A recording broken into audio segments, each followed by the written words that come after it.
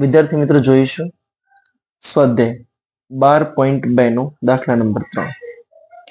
ગુલાબ જાંબુમાં તેના કદના કેટલા ટકા 30% જેટલી ખાંડની ચાસણી છે. દરેક ગુલાબ જાંબુનો આકાર નળાકારના છેડે અર્ધગોલક લગાડેલા હોય તેવો છે. આ ઇમ્પોર્ટન્ટ વસ્તુ ભાઈ, આને એક બાજુ નોટ કરી દેવાની છે કે આવો આકાર તમને આપેલો છે.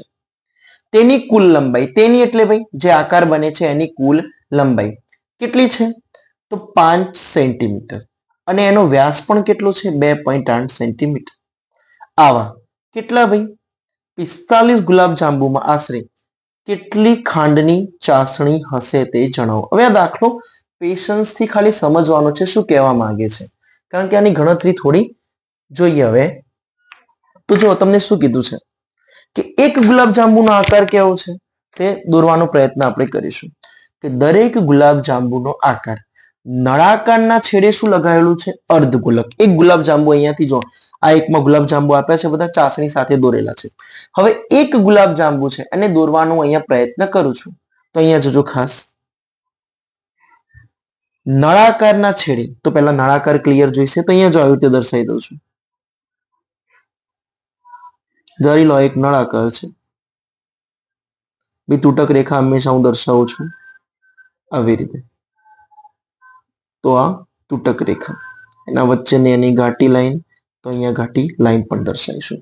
બંને શું લગાવેલા છે અર્ધગોલક લગાવેલા. ભાઈ બંને બાજુ પેલા અર્ધગોલક લગાવી દઈએ છીએ. તો જો આ જગ્યાએ અર્ધગોલક લગાવું છું, આ બીજી બાજુ અર્ધગોલક લગાવું છું. આવું એક ગુલાબ જાંબુનો આકાર છે. ભાઈ એવું ના દેખાય પણ સમજી લેવાનું કે એવો આકાર છે. હવે આપેલું છે કે તેની કુલ લંબાઈ, તેની એટલે ભાઈ એક ગુલાબ જાંબુની કુલ લંબાઈ. કુલ લંબાઈનો મતલબ અહીંયાથી છેક આ બાજુનો ભાગ છે. ટોટલ કેટલો આપ્યો છે 5 સેન્ટીમીટર તમને આપેલો છે.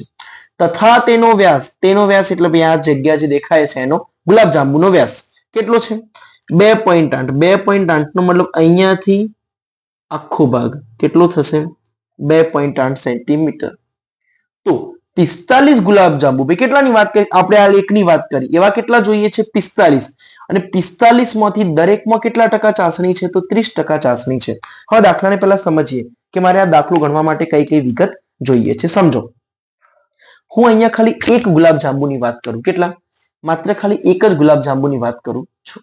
તો સમજો, એક ગુલાબ જાંબુની વાત કરતા હોય જ્યારે, ત્યારે આવું કરી શકાય. તો અહીંયા લખું છું એક ગુલાબ જાંબુનું ઘનફળ.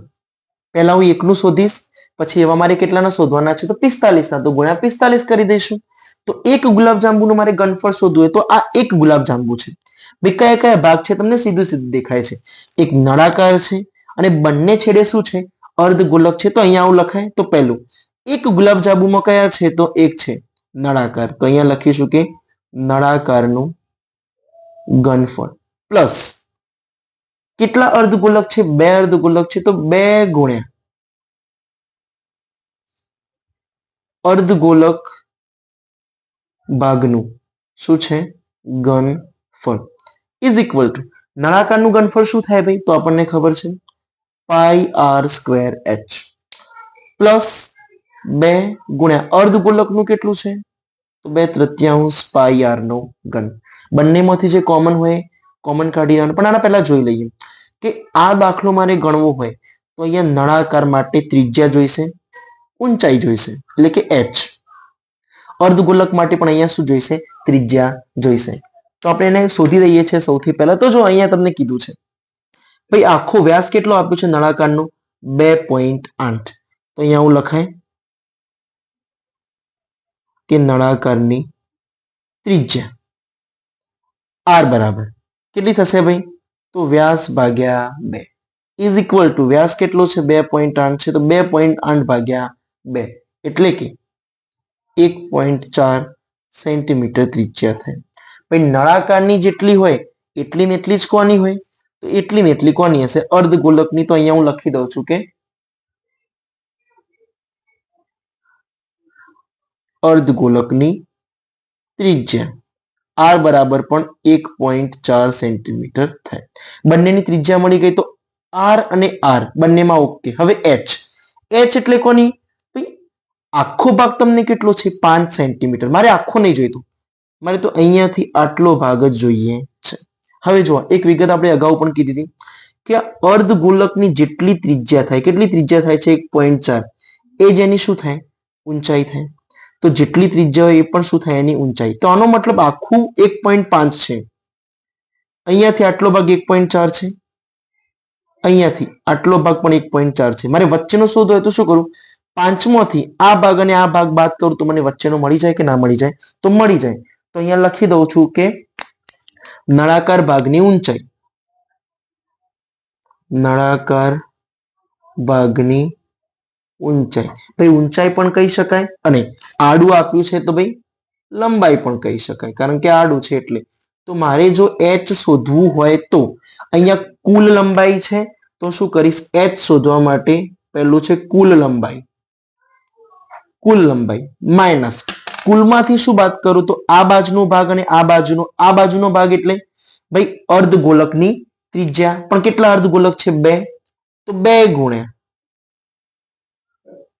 અર્ધગોલકની ત્રિજ્યા ઇઝ ઇક્વલ ટુ કુલ ઊંચાઈ કેટલી છે, તો 5 માઇનસ 2 ગુણ્યા બંને અર્ધગોલકની કેટલી છે, તો એક અર્ધગોલકની 1.4 ગુણ્યા 2 કરી દીધા છે, તો 5 માઇનસ 1.4 ગુણ્યા 2 સીધું જ ખબર પડી જાય કે 14 દુના 28 એટલે કે 2.8.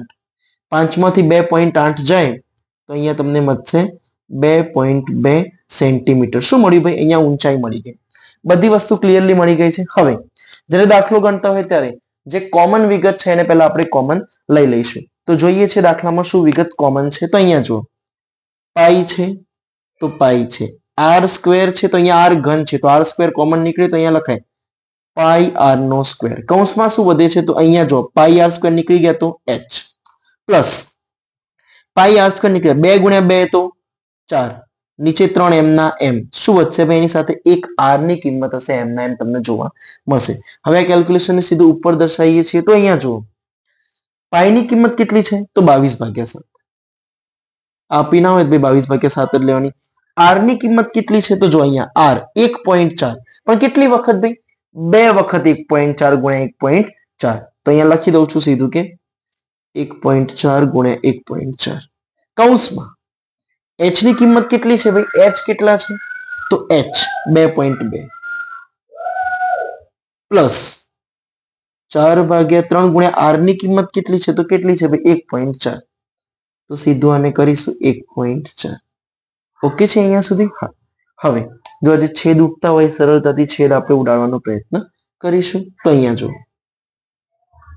ભાઈ આનું સુધી થોડું વધારે સાદું રૂપ આપવું હોય ને તો આવી રીતે તમે ગણી શકો છો. કઈ રીતે, તો 1.4 છે, 7 દુના 14, કેટલા પોઈન્ટ, 1 પોઈન્ટ તો 0.2, 22 દુ 44, કેટલા પોઈન્ટ, 1 પોઈન્ટ તો 1 પોઈન્ટ મૂકી દીધો ગુણ્યા 1.4 એમ ના એમ કૌંસમાં.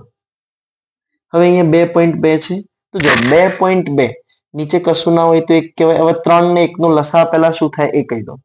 તો 3 ને 1 નો લસા અહીંયા થશે 3 અપોન સોરી હા પહેલા શું કરીશું, આ ગુણાકાર છે એ કરી દઈએ. તો જો 2.2 એમ ના એમ છે તો લખી દઉં છું 2.2 પ્લસ 14 ગુણ્યા 1.4 ગુણ્યા 4, 14 ચોક સીધું લો, 14 ચોક 56, 5.6 અપોન કેટલા થશે 3. હવે જો 4.4 ગુણ્યા 1.4 કૌંસમાં ભાઈ નીચે કશું ના હોય તો 1 કહેવાય, સીધો લસા લેવાનો છે. 3 ને 1 નો લસા 3 અને 3 વડે ગુણવાના અને 1 વડે 2.2 ગુણ્યા 3 એટલે કે 22 તરી 66, કેટલા પોઈન્ટ 1 પોઈન્ટ પ્લસ 5.6 એમ ના એમ ઇઝ ઇક્વલ ટુ કેટલા મળશે તમને, તો જો 4.4 ગુણ્યા 1.4 ગુણ્યા ભાઈ 6.5 ગુણ્યા 5.6, 6 ને 5 11, આ બે બાજુમાં કરી દઉં છું. ચલો 1 6.6 પ્લસ 5.6, 6 ને 6 12 નો 2 વધી 1 પોઈન્ટ, 6 ને 1 7 ને 5 12, તો કેટલા મળશે તમને 12.2. તો અહીંયા મળશે 12.2. નીચે કેટલા છે ભાગાકારમાં 3, તો ભાગાકારમાં 3. ભાઈ નીચે જે 3 હોય ભાગાકારમાં એ કયા હોય, તો આખા પદના હોય. આ તમને સાદુરૂપ મળ્યું, પણ કેટલા માટે ભાઈ, એક જ ગુલાબજાંબુ માટે. તમારે આવા કેટલા ગુલાબજાંબુ લેવાના છે 45. તો ભાઈ સીધું શું કરવું પડે, તો ગુણ્યા 45 કરી દેવાય કે ના કરી દેવાય, હા એક માટે છે એવા 45, તો એક માટે આટલું, 45 માટે કેટલું, તો 45 ગુણ્યા સીધે સીધું લખાય કે ના લખાય? તો અહીંયા સીધું લખી દઉં છું. તો 45 ગુલાબ જાંબુનું ઘનફળ ઇઝ ઇક્વલ ટુ આ એકનું છે, તો 45 ગુણ્યા એ હતું એમને એમ લખી દઉં છું 4.4 ગુણ્યા 1.4 12.2 અપોન શું હતું 3. ભાઈ ભાગ ચાલે છે તો હા સીધે સીધો ભાગ ચાલશે. તો અહીંયા જુઓ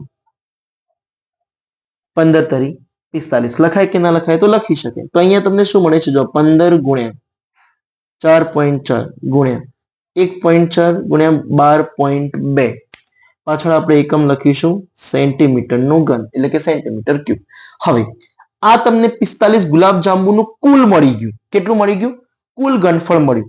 પણ કુલમાંથી આપણે શું શોધવાનું છે ભાઈ? માત્ર ખાંડની ચાસણી. અને ચાસણી કેટલા ભાગમાં છે? 30% ભાગમાં ચાસણી છે ભાઈ. આ આખો 100% ભાગ છે. તો 100% નો કેટલો ટકા શોધવાનું શું છે? ચાસણી. અને ચાસણી કેટલા ભાગમાં છે? 30% ભાગમાં છે. આ 100% ભાગ છે. તો 100% નો કેટલો ટકા હોય એટલે ભાઈ ઉપર લખીને નીચે કેટલા વડે ગુણવા પડે? 100 વડે. આખો છે એનો કયો ભાગ? 30મો ભાગ. જ્યારે 30% કીધો હોય તો 30 ગુણ્યા 30 ભાગ્યા 100 વડે એને ગુણવા પડે. બાકીની રકમ એમને એમ 15 ગુણ્યા 4.4 ગુણ્યા 1.4 ગુણ્યા 12.2 તમને આપેલું છે. એક શૂન્ય જતી રહે. હવે અહીંયા જો ઉપર આવડો મોટો આપણે શું કરવાનો છે ભાઈ? ગુણાકાર કરવાનો છે. અને સિમ્પલી કરી જ જોવાનો. જો અમુક છે હું ગુણાકાર કરી દઉં છું. 15 તરી 45 ગુણ્યા 4.4 ગુણ્યા 1.4 ગુણ્યા 12.2 અપોન કેટલા છે? 10 છે. હવે જો આનું કેલ્ક્યુલેશન જેટલું બને છે એટલું બાજુમાં કરી દઉં છું. સૌથી પહેલા આપણે શું કરીશું? તો જો અહીંયા આ બેનો ગુણાકાર કરીને આ બેનો ગુણાકાર, તો 4.5 ગુણ્યા 4.4 કરી દઉં છું. તો જોજો અહીંયા ખાસ સોરી 45 છે ગુણ્યા 4.4 ની જગ્યાએ અત્યારે હું 44 સીધા ગણી દઉં છું. તો જો એકમ દશક ની શૂન્ય, 4 પંચા 20 ની શૂન્ય વધી 2, 4 ચોક 16 ને 2 18 પ્લસ 4 પંચા 20 ની શૂન્ય વધી 2, 4 ચોક 16 ને 2 18, 0 8 8 ને 1 9 1 198 બે કે આટલા તમને મળે. જો 1980 પણ કેટલા પોઈન્ટ કાપવાના હતા? એક, તો એક પોઈન્ટ કાપી દઉં તો કેટલા મળશે? સીધા 198 ગુણ્યા આ બે નો ગુણાકાર કરી દઉં છું. જો અહીંયા છે 12.2, હું પોઈન્ટ ગણતો નથી, સીધા 122 અને 1.4 સીધા 14. એકમ દશક ની શૂન્ય, 2 એકા 2, 2 એકા 2, 1 એકા 1, 4 દુના 8, 4 દુના 8, 4 એકા 4 8, 8 ને 2 10 ની શૂન્ય વધી 1, 4 ને 2 6 ને 7 ઉપરથી 1. હવે અહીંયા જો ખાસ 12.2 માં કેટલા પોઈન્ટ? 1 પોઈન્ટ. 1.4 માં પણ કેટલા પોઈન્ટ? 1 પોઈન્ટ. તો આમાં ટોટલ કેટલા પોઈન્ટ કાપવાના? ભાઈ 2 પોઈન્ટ. એક આનું અને એક આનું, તો 2 પોઈન્ટ. તો ગુણ્યા અહીંયા થશે 17.08 અપોન કેટલા આવે? 10 આવે. હા, હવે આ મેન ગુણાકાર છેલ્લો આપણે કરવાનો છે, જે હું કરીને જ તમને બતાવું છું કે કઈ રીતે આપણે છેલ્લો આન્સર લાવીશું. તો અહીંયા જો ઇઝ ઇક્વલ ટુ, હવે જ્યારે મારે લખવું હોય ત્યારે ભાઈ આવી રીતે લખાય. ને તો ઉપર થોડી સ્ક્રીન ઉપર કરી દઉં છું. જોજો 1708 ગુણા સીધા 198 કરી દઉં છું. 3 અંક છે તો એકમ દશક ની 2 શૂન્ય, 8 એકા 8, 0 ગુણ્યા 1 0, 7 એકા 7, 1 એકા 1 પ્લસ હજી 2 અંક છે તો એકમ દશક ની 1 શૂન્ય, 9 અઠ્ઠા 72 નો 2 વધી આવી 7. એના સાથે ના ગુણાય તો 0 સાથે ગુણો તો એમના એમ, તો 7 વધી એમના એમ. 9 સીધા 63 નો 3 વધી આવી 6, 9 એકા 9 ને 6, તો 9 ને 6 15 પ્લસ 88 64 નું 4, અહીંયા આવ્યા કેન્સલ, વધી આવી 6. 8 ઉપર કશ 8 ને 0 વડે ગુણો તો ઉપર ઘાત છે એમના એમ 6. 8 સીતા 56 નો છગડો વધી આવી 5. 8 એકા 8 ને 5 13, તો અહીંયા આટલું મળશે તમને. હવે જોવાનું તો 4 6 ને 2 8, 8 ને 7 15, 15 ને 6 21 નો 1 વધી આવી 2, 3 ને 3 6 ને 2 8, 7 ને 5 12, 12 ને 1 13 નો તગડો વધી આવી 1, 1 1 2 અને 1 વધી એની હતી 3. તો તમને ટોટલ આન્સર ભાઈ કેટલો મળે છે? અહીંયા જોજો ખાસ ઇઝ ઇક્વલ ટુ તમને મળે છે 3 3 8 1 8 4. હવે કેટલા પોઈન્ટ્સ કાપવાના છે? તો આ વિગત ભાઈ અતિ મહત્વની છે. તો અને નીચે ભાગ્યા 10 હતા એના એ.